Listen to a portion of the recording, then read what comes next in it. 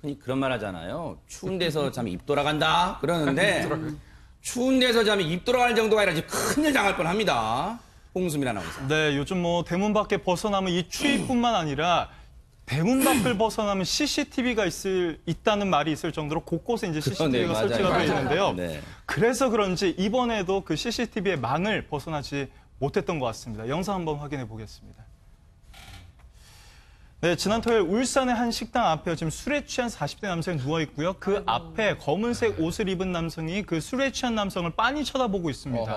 마음에 좀 고민이 계속 됐었던 것 같아요. 이 남성이요 지금 주변을 두리번 거리고 있습니다. 네. 이때까지만 해도 행인이 있었던 거예요. 네. 행인이 있으니까 잠시 현장을 떠나는가 싶더니 네. 행인이 사라지니까 다시 현장으로 와서 이 남성을 살펴봅니다. 이번에 이제 쪼그려 앉아서 남성의 소지품 그리고 가방들을 지금 이제 훔쳐가려고 하고 있는 모습인 거예요. 이 정신 차리지 못한 남성의 소지품을 훔쳐서 현장으로 달아나는데 지금 자세히 보시면요.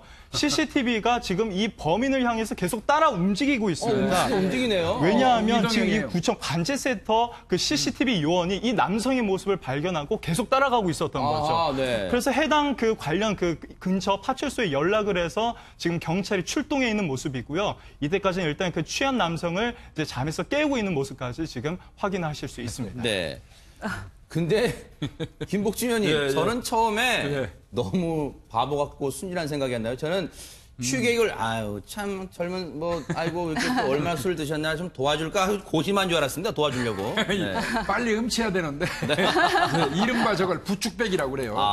부축해 주는 것처럼 하면서 이제 훔쳐가는 걸 부축백이라고 얘기하거든요. 여기 형사 용어로. 저 사람은 바로 저 범행을 실행하려고 그랬더니 지나가는 행인이 있어서 잠시 그 자리를 떠났다가 다시 돌아와서 이제 훔쳐가는 건데 지금 저 보니까 지자체하고 경찰하고 같이 하는 통합 관제센터에서 찍은 CCTV입니다. 그래서 거기에서 그 CCTV는 이동형이에요. 이게 돌립니다 이렇게 옮겨져요. 그러니까 저 범인의 저 동선이 그대로 옮기면서 따라가는 거죠. 그래서 이제 그 즉시 아마 그 112에다가 연결이 돼가지고 경찰에 신고가 되면서 범인의 동선을 따라가니까 100% 검거가 되는 거죠.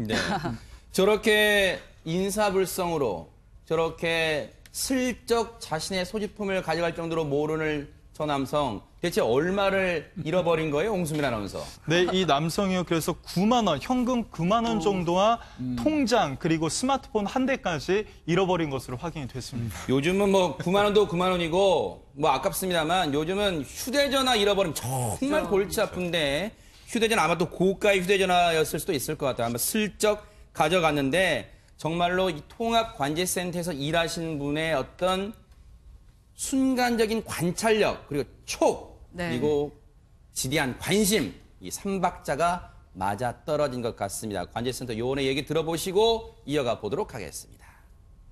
모니터링을 하고 있는 중에 주치자가 바닥에 누워 있더라고요.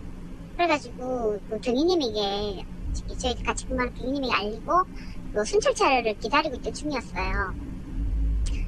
근데 순찰 기다리던 중에 이제 어떤 한 남성이 그 주치자에게 다가와가지고 서성이더니만 갑자기 가방을 훔쳐서 가는 거예요.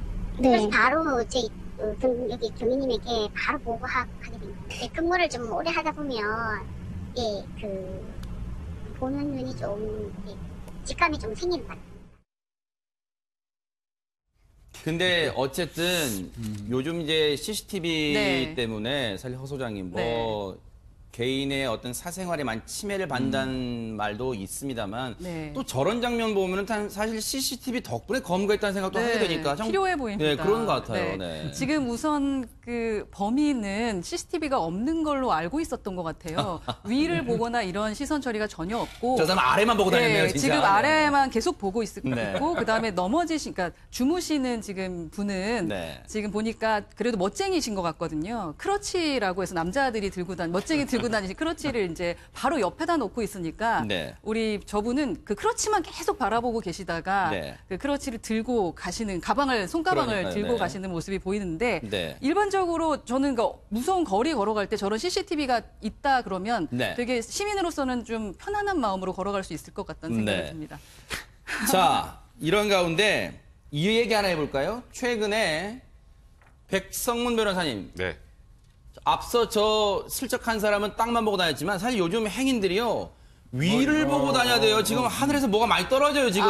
그러니까요. 요즘에 뭐 별게 다 떨어졌었죠. 네네. 근데 얼마 전에 그런 적이 있어요. 21일 오후에 의정부의 아파트에서 23cm 정도는 보도블럭이 하늘에서 떨어졌어요. 아이고, 네. 근데 이게 그 높이에서 보도블럭이 떨어진 걸 누군가가 스치기만 해도 이건 거의 사망입니다. 하하. 다행인 건 바로 밑에 이 낙하되는 쪽에는 사람이 없었는데 그게 보도블럭이 떨어지면서 깨지잖아요. 파편, 네, 근데 근처에 있던 8살짜리 남자아이가에게 이 아하. 보도블럭의 파편 일부가 튀어서 세상에. 찰과상을 입었는데 네. 정말 천만다행인 사건이죠. 그래도 아하, 네. 하지만 이제 그래서 이제 23cm 크기의 보도블럭을 누가 던졌는지 아하. 이제 이게 가장 중요했던 상황이었는데 이게 참 저번에 기억하시지 모르는데 캣맘 사건 때도 네. 9살짜리 아이가 맞아요. 던져서 캣맘에 맞고 사망했던 적이 있지 맞아요, 않았습니까? 네. 이번에도 10살 미만의 초등학생이 아유. 호기심 때문에 문 고정용 보도블럭을 아이고. 밑에 집어던졌다라고 하거든요.